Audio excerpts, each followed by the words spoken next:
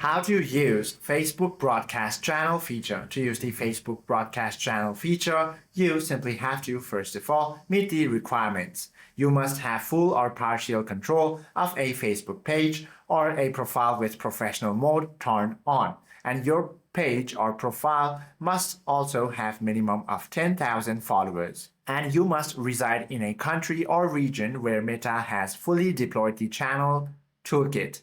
Now you simply have to launch the Facebook application on your device, then tap on your three horizontal lines on the top left corner. From here, tap on the See More option. From here, you can proceed to create the channel by tapping the Create Channel option. Once you do this, you simply have to now give your channel a clear name and upload a unique banner image, and then proceed to tap Create to initialize your public lobby.